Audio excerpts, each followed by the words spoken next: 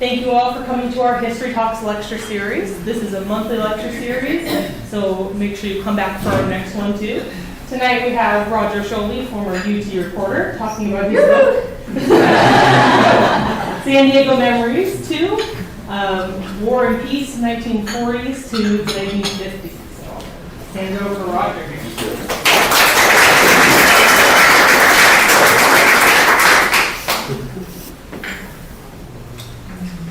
Well, good evening, everybody, and thanks for coming out tonight on a debate night, which I'm surprised everybody came here instead of listening to those crazy people on the Las Vegas podium there. And I think it's kind of nice we have three noted historians in our midst. Von Marie May back there. All right. David Marshall, preservation architect. And Rick Crawford, the head of the archives at the library, Central Library. So I'm sure if I make any mistakes, they're going to raise their hand and say, no, that's not right. So I'll try and be careful. Anyway, as she was saying, I was at the Union Tribune. I retired in 2018 after 44 years. And people said, why did you leave then? And I said, well, they started to talk about demolishing Horton Plaza Shopping Center. I said, I've already covered the I don't want to have to cover it being built again. So I said, no, I'll let somebody else do that and make room for the younger generation. So this book series is something that this company Epidemic in Oregon or Washington State produces with in cooperation and partnership with newspapers all over the country. They've done dozens and dozens of books. And about the time I was leaving, the week I was leaving, Jeff Light, the editor of the paper, said, Roger, I have a project for you. I said, oh. So he said, we have this book and you should do it. I said, okay, I'll do it. And what it is pictorial histories of communities all over the country. There are lots of other titles, but that's one of the series, the Memories series. And the first one, which came out in 2018, was about from 1870, when photography arrived in San Diego, until 1940. And this is that book right here, so you can look at it afterwards if you like. And then last year, then I worked on the second one, which is, as she said, 1940 to 1959, the war years, War and Peace. I'm sure many of you were born to that period. I figured, well, that's going to be popular with lots of San Diegans, whether they lived here at the time or not, but all that same age group. So this will bring memories to you, those of you who grew up in San Diego, or you moved here and you learned about it. And a lot of things that were happening in San Diego were also happening around the country. Before I begin, I want to show you two things I brought. This is Life magazine from July 28, 1941. And there's a big spread on San Diego called Boomtown San Diego. And this is 6 months before Pearl Harbor. And the subhead says, in the year the National Defense Program has changed it from a quiet, slow-moving town into America's fastest growing city. So you always talk, people who come here after you did, 10 years ago, so when I moved to San Diego, it was a quiet, sleepy Navy town. And now look how busy it is and too much traffic. And well, that was nothing compared to what happened in the 1940s in the build-up to World War II. Magazine article that I discovered at the library describing San Diego. So San Diego was national news at the time of being this huge boom town. They called it, there was a blitz boom, they called it, because there was so much growth and people coming here, there wasn't enough room for people to live. I mean, you were worried about housing shortage today. In those days, there were some situations where people rented the same bed in 8-hour shifts. So I think someone would go to work and someone would take over the bed and then a third room would come in, because some of the airplane plants are going to 24-hour shifts at the peak of the construction. So not only that, but the people were on gas rations for cars, So people took the streetcar over San Diego, millions of rides a year, and it took, I don't know, it wasn't until, I suppose, 1990 or so that we finally got ahead of that total ridership, because there were such millions of people who were dependent on public transit in World War II than compared to later on. And Tim is my trustee. So The first, I'm going to do this by chapters, just to give you a sense of what's in this book. In 1956, Jim Copley, the publisher of the Union and Tribune, wanted to put out a photo display of San Diego as it was in the 1950s in the peacetime. So the photographers were sent all over San Diego taking photos of different things and using other pictures as well. And they created a art show that was at the San Diego Art Center, which we know today as the Museum of Contemporary Art, San Diego. Next, please. And this exhibit was on for several weeks in the fall or the late summer of 1956. 1,200 people attended the opening, and somebody said, "It's time we got out and saw more of our city," said one attendee. And that brings up an interesting point about the wartime. Many may not realize that Balboa Park was basically sealed off from the city. It was a Navy hospital, and you couldn't go to Balboa Park and go to the organ concerts. You could go to the zoo, but you couldn't go into the Prado. So imagine of 150,000 people moving to San Diego during the war years. They hadn't seen the park until it opened again in 1945 at the end of the war. So that's what this was about, was to reintroduce San Diego to itself in that time. Next. And this exhibit went on the road, and it was even displayed in New York City in 1957. And Neil Morgan, the Tribune columnist, was on the show and shared some of the pictures of San Diego. And then it went off to Tokyo and Yokohama in 1958. Now, there are many pictures in this that we use in the book from this show, but I found a couple. I want to show you a couple.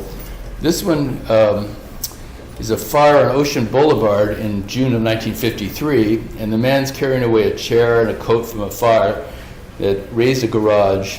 And then next, as I was doing the research, I tried to find the articles that went with all the pictures. So here's the same, more or less the same picture, the same scene. And the story says that 3 youngsters under 10 were found playing with matches.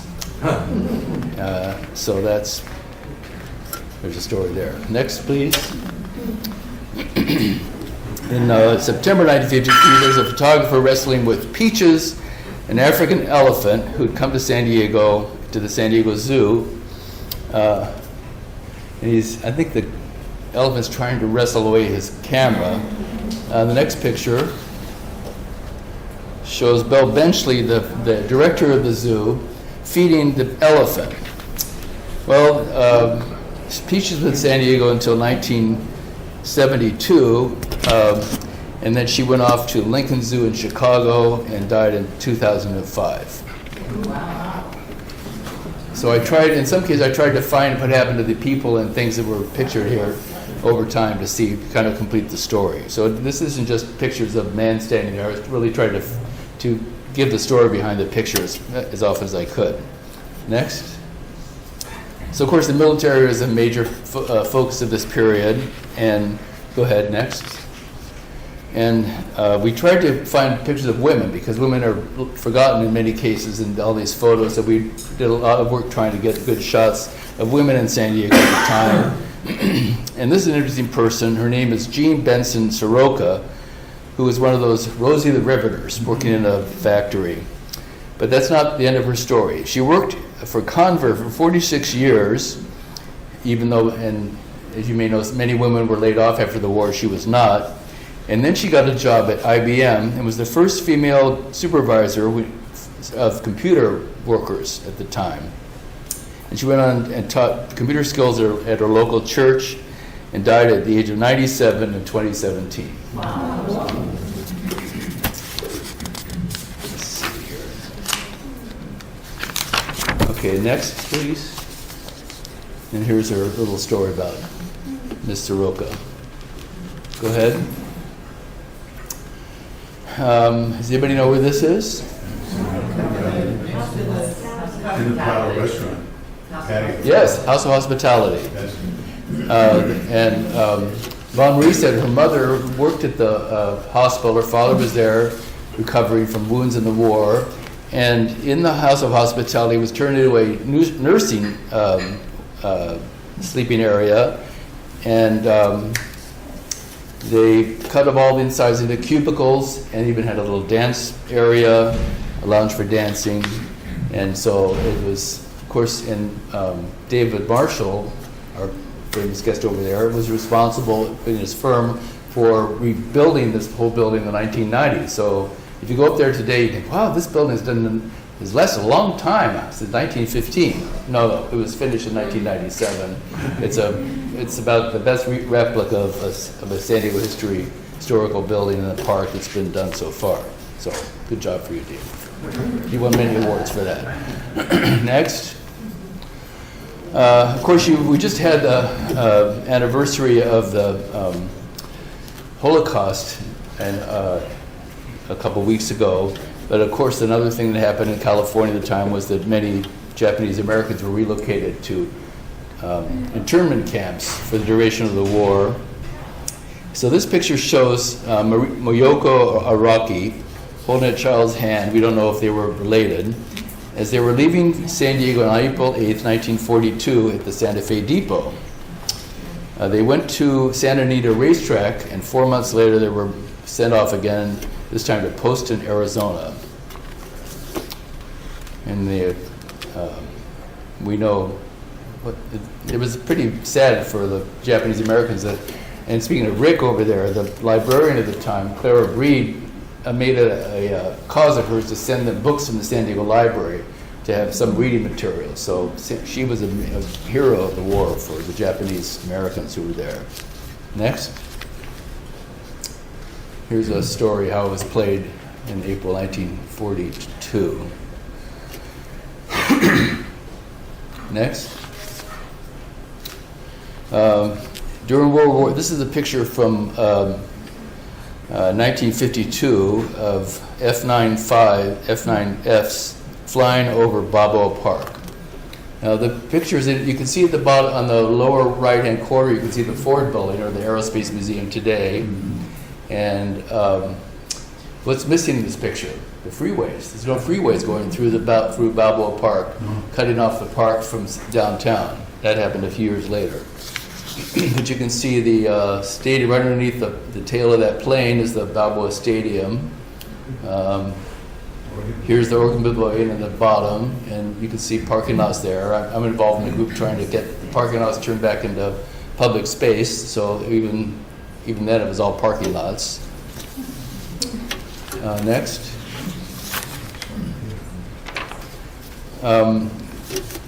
In this chapter, we also have a couple of accidents that occurred. This one was in 1954 when the Sea Dart exploded over the bay. Charles Rickborg, age 31, was a convert test pilot, and he died shortly after being rescued 30 feet below the surface. Picture no change. And here's the headline and the story of that accident. It's the only seaplane to exceed the speed of sound at the time. He was a World War II Navy pilot, joined Convair in 1951, and he left a wife and 2 children. And the Sea Dart program never did go into production, after all.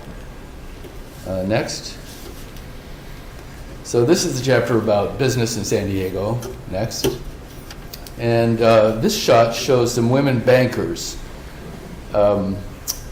They were among about 1,000 women in the local chapter of the American Institute of Banking, and they were visiting a vault of this First National Bank building, which today is at 5th and Broadway. And it just so happens my grandfather was an attorney in that building, and I remember going up and down the elevators, and I think I saw this one time, the vault. I think the vault might still be there too. I'm not sure if they kept it.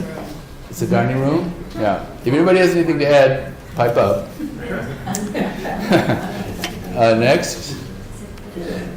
And here's the story in the women's section. We had a women's section in those days. And you can see the larger picture. And at the bottom it says, Opti-Mrs. planning glamorous ball. Okay, next. How many of you remember or know what Oscars was? Yeah. Oscar Peterson. Well, yes, Oscar Alberto Peterson. Well, this was a drive-in chain that Robert Peterson started in 1947. And I remember going there as a youngster. We'd go in there and you'd drive up and the car hops would come skating by to the car, and my favorite part was getting the deep dish cherry pie. And next. Do you know where that was? This one is at, let's see, I think it was on El Cajon Boulevard. I don't remember which one this was, but this is one of the earliest ones. Anyway, this is the menu that Oscars had. Yeah, the prices are always hilarious. Spaghetti plate for 25 cents. Soup, chicken noodle. So things never change. Okay, next. Anybody know who this is? Frank Zappa. He was a student at Rosemont High School in 1955 and entered the Fire Prevention Month poster contest, and he won the contest. 14 years old, a freshman, and the posters were displayed at Marstons department store. Of course, Zappa went on to fame as a rock and roll musician and composer, and he died in 1993 at the age of 53. Next. And here's the story about his win, right here. How do you like that? That's great. Okay, next. Speaking of Marstons, this is Mrs. Walter A. Turner, Marion Turner, who was a hostess at the opening of the Marstons Tea Room in 1955. Now, I hope a lot of you know what Marstons was. It was San Diego's #1 department store. George Marston founded it in 1878. It was sort of like Nordstrom's of San Diego. And in the final store he built downtown was there at 6th and C. And on the top, they opened this tea room. If you've been to Chicago and seen the tea room there, lots of eastern cities, department stores had these tea rooms. In San Diego, George Marston used to travel around the country and said, that's a good idea, I'll build this in San Diego. And my grandmothers used to take me there from time to time, and my favorite thing there was the coconut cream pie. And it's interesting. One of the features of this building, of this restaurant, were these Japanese screens that were put up in the building. And then after when the building was demolished, some of the screens were sent off to the Museum of Art, and a couple of the Marston family, I believe, got a couple as well. Okay, next. And here's the announcement of the tea room. That brings an interesting point. When I was trying to find out who the people were pictured in these images, invariably the women's names were always Mrs. George, George Smith or something. And said, well, what was her first name? We don't do that anymore. We always give the person's given name. And since she was Mrs. Walter A. Turner, I said, well, there must be a Walter Sr. or Turner, and which is it? So after a bit of digging in the History Center, I found out her name was Marion. So that's, and I said, well, it took me, sometimes it takes hours to look this stuff up, but I always feel like you should do this. When was this opened? 1955. Okay, next. This chapter about public service, sort of a grab bag of different occupations and government agencies and so on. Okay, next. So this is a San Diego legend, Daniel Peskowitz. He was a legendary surfer his entire life, career lifeguard, and this is in Mission Bay at the Mission Beach Plunge area. Next. And here's a picture of him and his family in 1975, a feature story about his life as a surfer dude, basically. He died at the age of 93. All these people lived a long time, and that was in 2014. And the Peskowitz Surf Camp, which he founded in 1972, is still the longest running surf camp in the U.S. Next. This is a picture representing firefighting in this period, and this is 1947. There were 3 fuel tanks that exploded in El Cajon in January 1947. 12 were injured, and it was set off by a spark from a pump motor as a truck driver named Philip Fitzgerald was unloading the cargo. That's pretty exciting. Okay, next. And here's the story about that disaster. Okay, next. If any of you were around in 1955 in San Diego, you probably had polio shots. And this is April 1955. A little did I know until I read this article that goes with this. Next. San Diego was one of the first, if not the first city in the country to have polio vaccinations that very moment in April 1955. It only happened only a few days after they confirmed that the vaccine worked. So I went to Loma Portal Elementary, and that school and 52 others in San Diego all had vaccination drives at that time.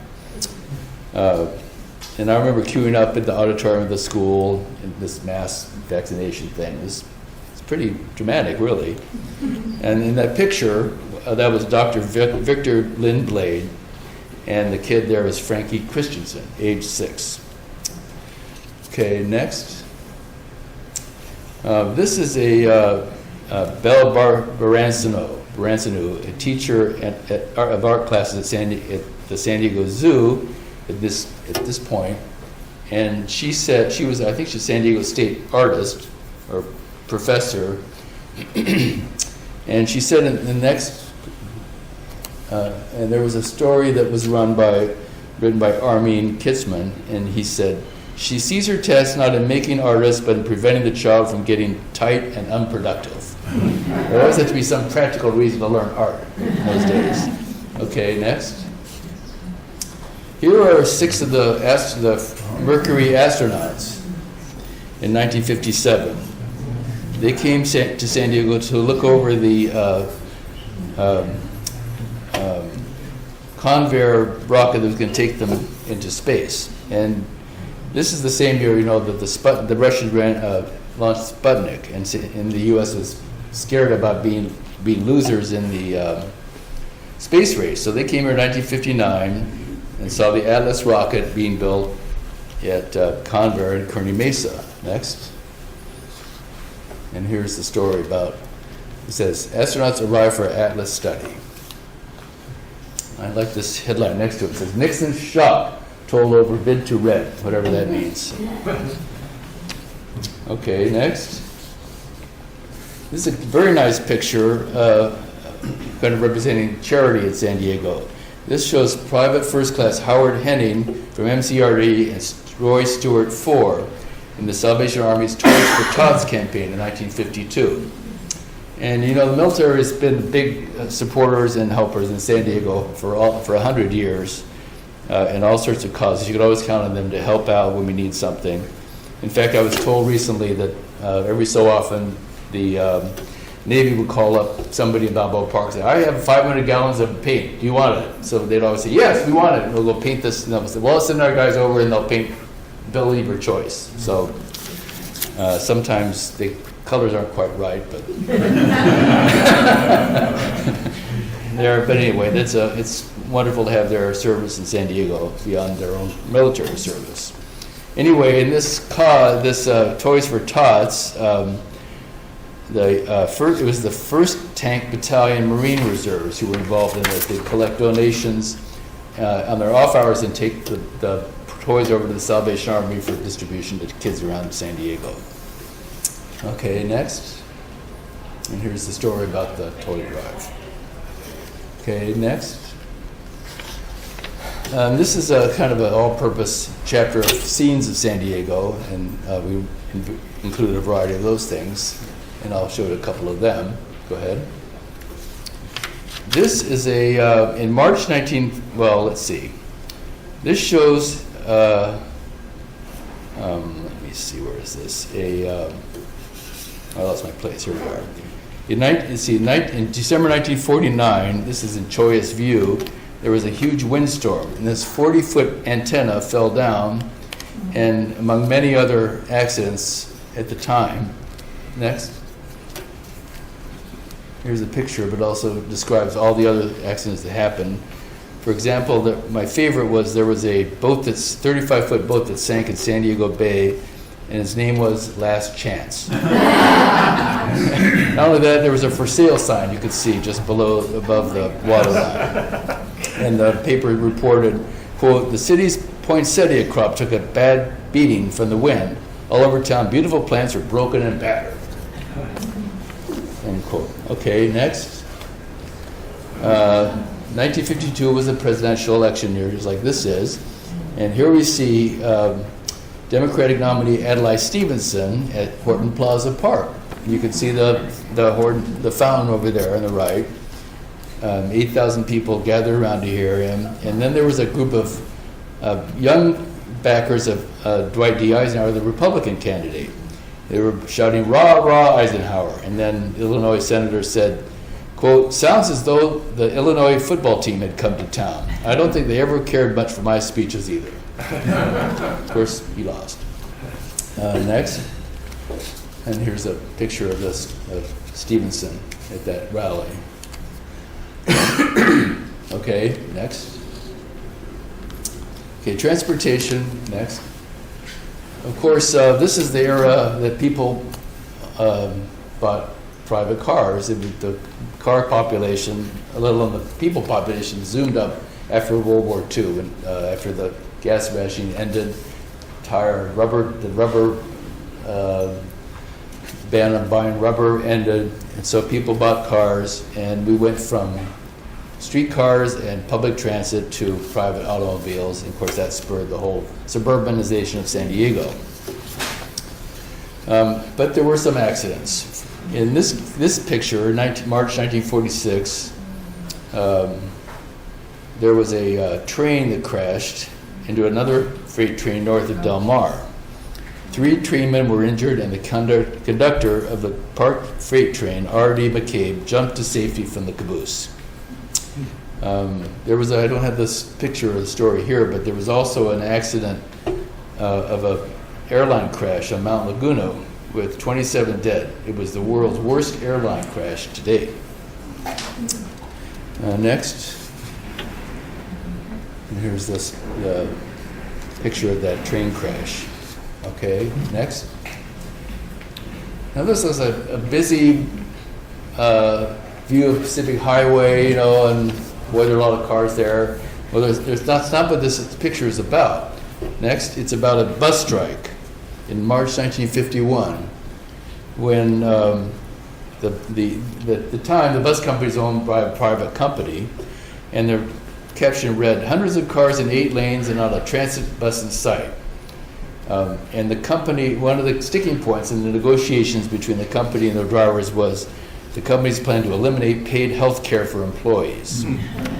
Employees' dependents, but then they offered to cover them with the cost of $3.78 per month. So even then, health care was an issue. Almost 70 years ago.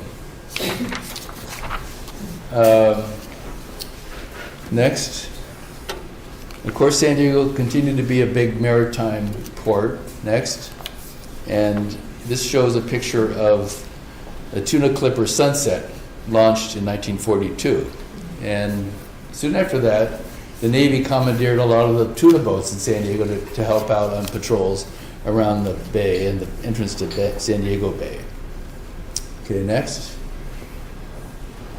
There's the story of the launching of that vessel. Okay. And you say, what is this about?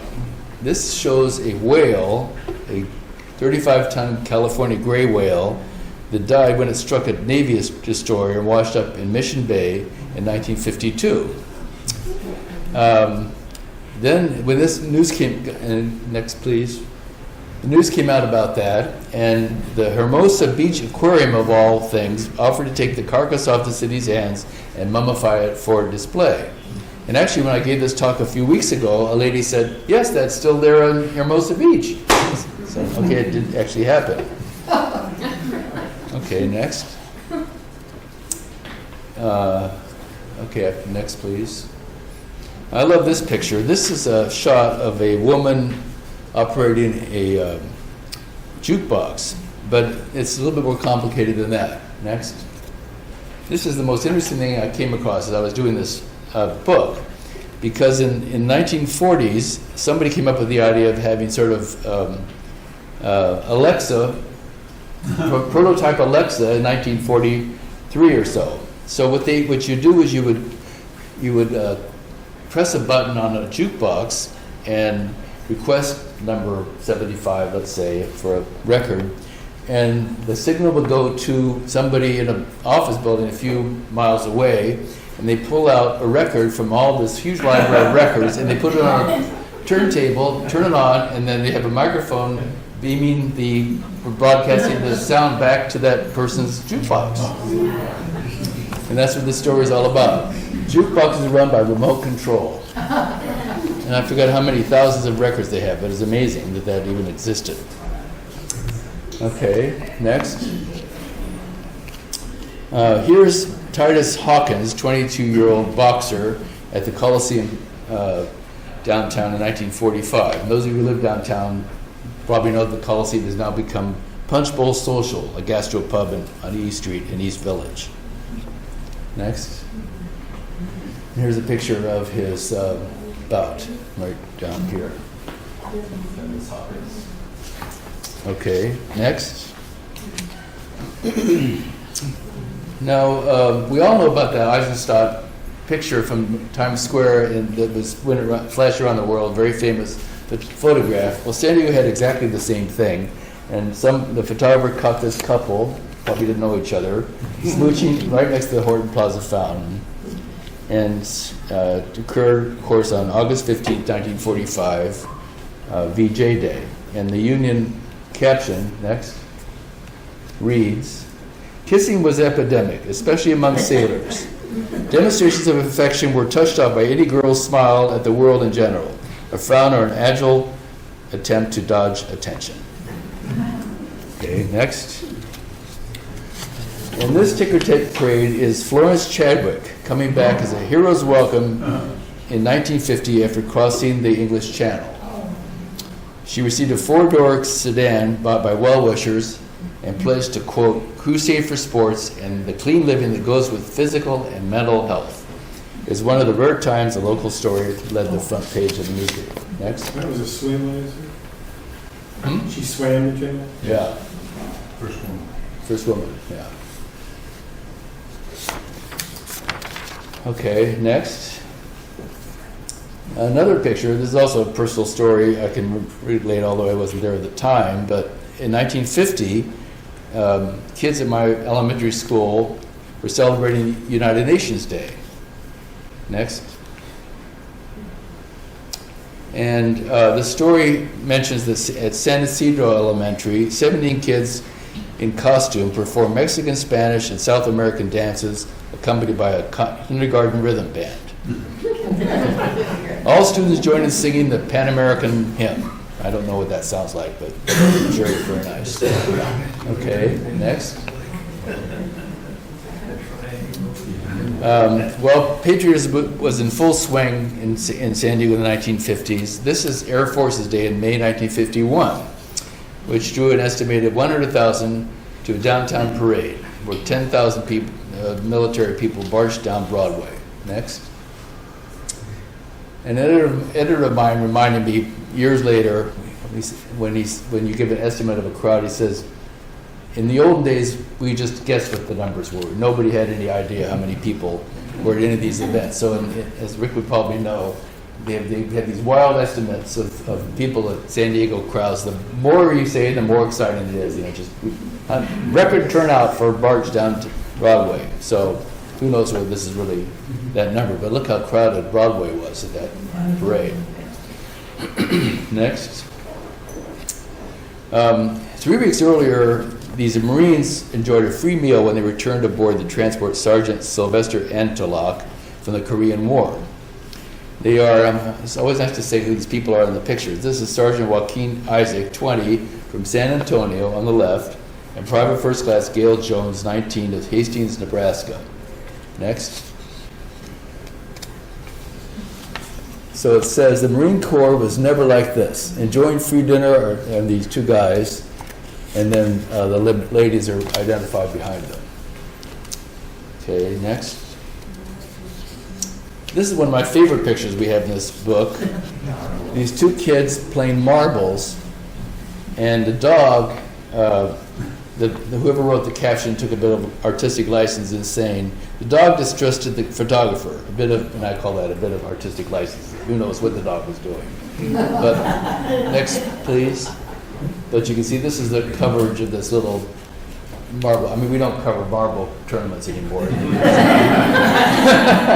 But it's a slice of life. This is at Adams Avenue Elementary School in February 1952. Just to give you the record here, is Johnny Giamancio left and Ronnie Franklin. So I thought, well, maybe I can track these two kids down because they would have been born in 1942 and could easily still be alive. So I did find someone named Ronnie Franklin, Googling him, and I sent him an email and said, are you the one that was at this marble contest in San Diego? He said, no, he was in San Diego later, but not then. So, again, we don't know what happened to those two kids, but it would have been a nice story to complete the story about him. Okay, next.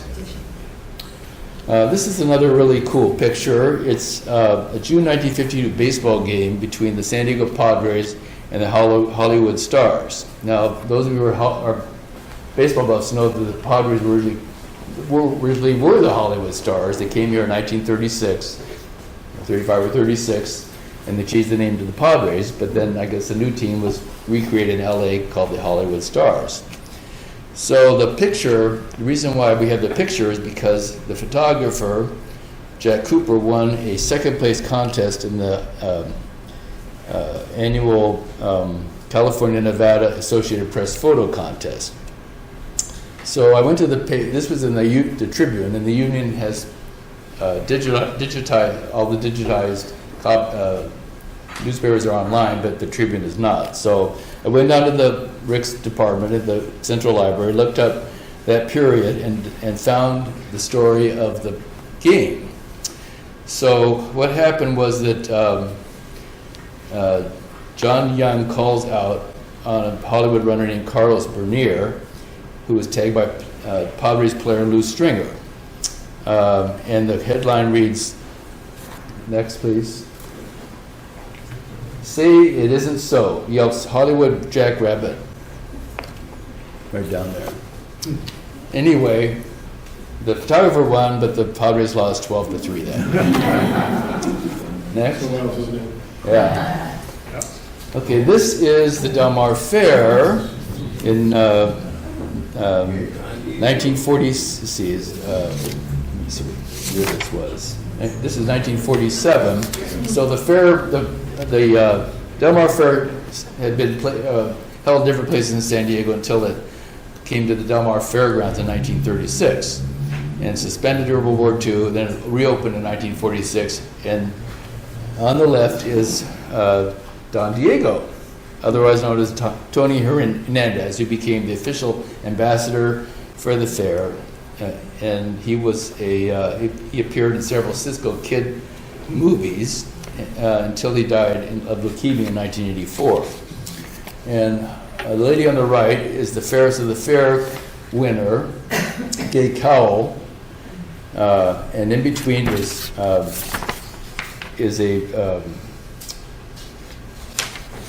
newspaper boy who was at a lunch honoring the newspaper carriers. And Chris Travers at History Center said, "Are you sure it was just newspaper boys?" And I looked it up and I said, we did not allow girls to be newspaper carriers at the time, apparently.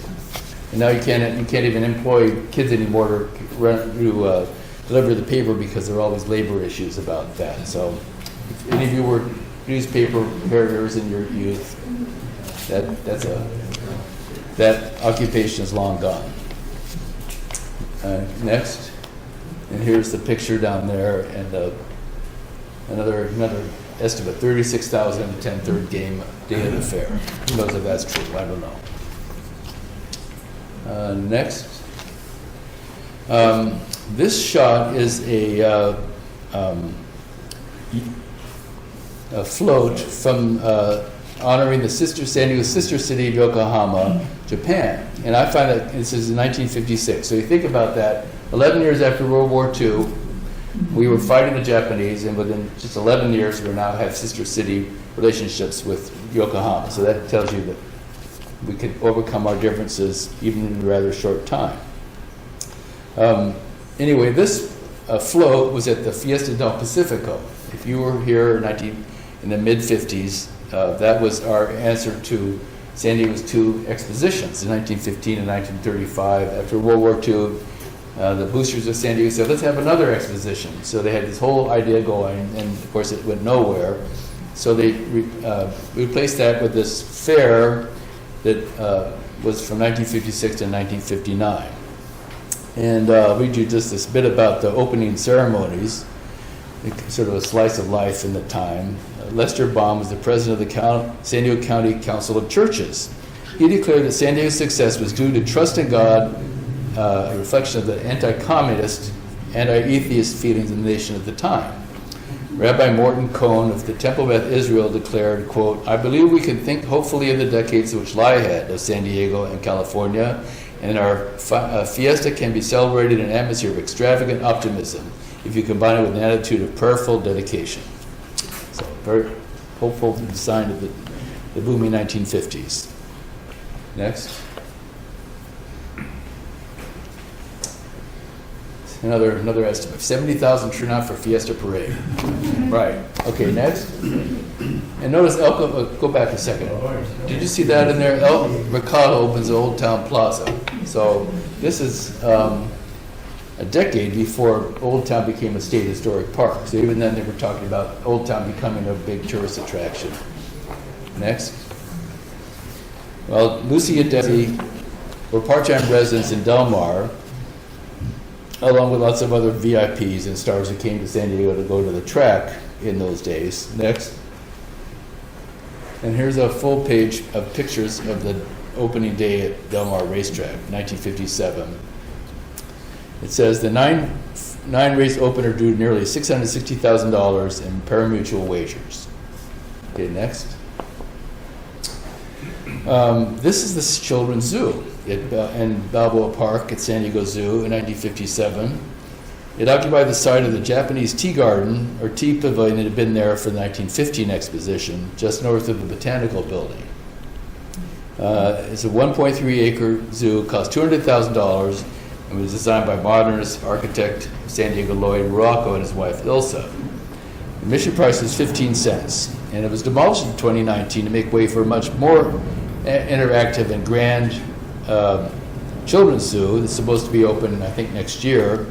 Anybody want to guess what the price was? It was $200,000 in 1957. What do you think this new one's going to cost? What? 50 million. 100 million, yes. Okay, next. And here's a diagram of the zoo. Okay, next. Of course, we all remember hula hoops, even back then in the 1950s when they started out. The story of it, and next, please.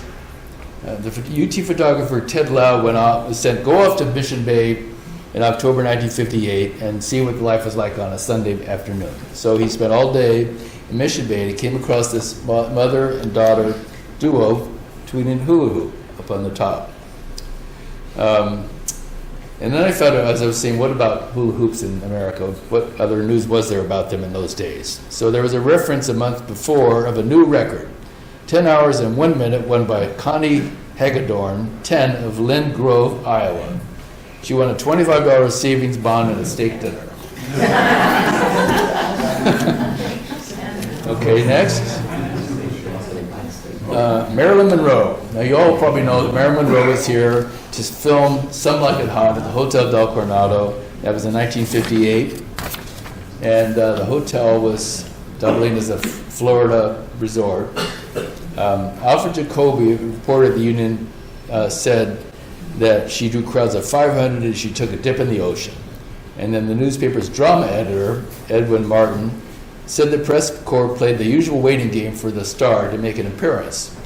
And he quoted another columnist who said, quote, "People may admire Marilyn Monroe, envy Marilyn Monroe, or like Marilyn Monroe, but most of all, people wait for Marilyn Monroe." Next. And there's story after story about her that one week they were in San Diego filming these scenes for that movie. And here she is on the beach and people standing around and, you know, you still Google it at stars and they come to town. Next. Another notable is Ted Williams, who was a Hoover High School baseball player, you know. He played for the Padres in 1936 and 37, and then joined the Boston Red Sox as a left fielder. And his career average score, batting average was 3.344, one of the best on record. He died in 2004, and of course he's remembered locally on the name of Route 56, Ted Williams Parkway. Here he is autographing for kids at, I guess, I think at Westgate Park, 1959. Next.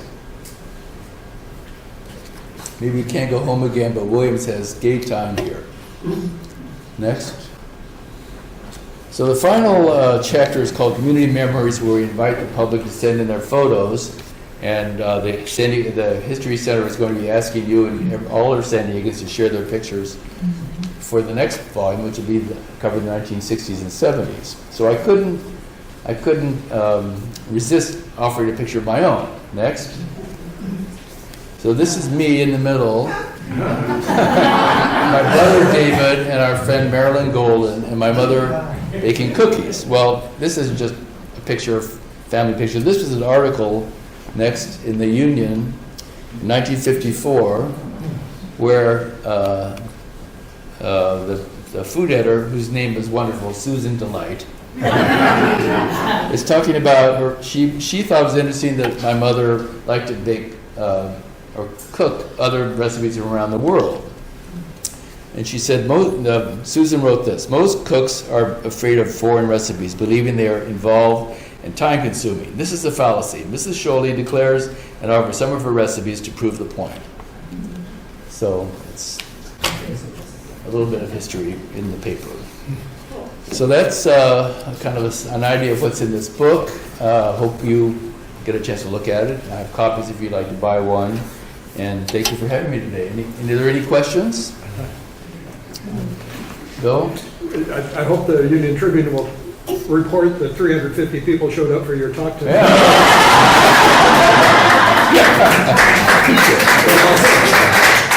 But also, actually, if I may, could I ask you to tell, I mean, you have quite a family history. Could you tell us a little bit about what your family was up to in this part of town back in the 40s and 50s? Well, actually, in the first book, I have pictures of that. My other grandfather, not the lawyer, had come here and started a candy company, the Showley Brothers Candy Factory. So if you go to Petco Park and look on the right field, you'll see the building, the brick building. It says Showley Brothers Candy Factory on the top. And that's where it was from 1924 to 1982 or 92. What kind of candy did they make? What was the distribution? Was it locally, regional? It was a variety of candies, from hard candies to marshmallows and candy bars. The most famous product was called the Showley Brothers, the Cluster Rough bar. Huh.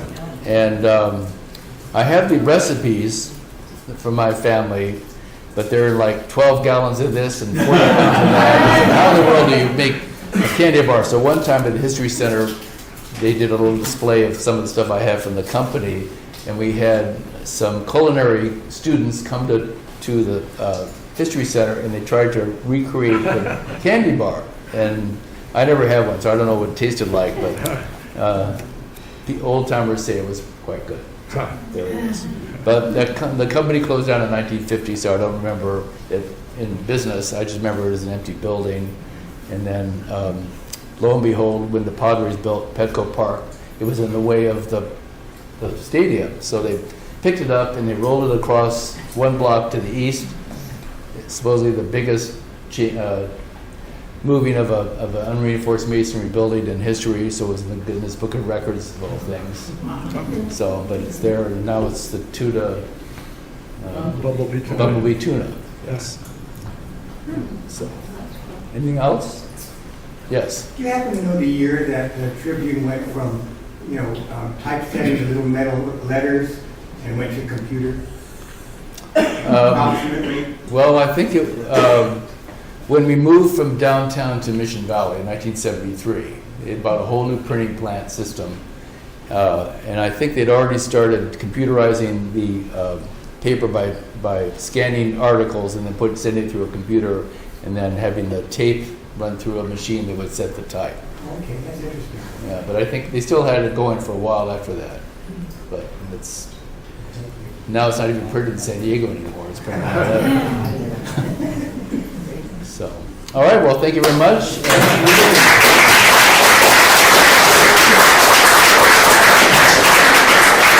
Thank you, Thank you. Roger. Thank you. It was a very wonderful lecture. Our next lecture is on March 11th. Lori Egan-Headley, am I saying that right? Yeah. From the Verona Museum and Cultural Center is going to come down and talk about Quenya history. That lecture will take place at the museum, which is just across the street over here if you haven't been. And if you're not on our email list, you can talk to Emily who checked you in, and we'll send you updates on our lecture series. You can also sign up for membership outside. And then this lecture series is free with your membership.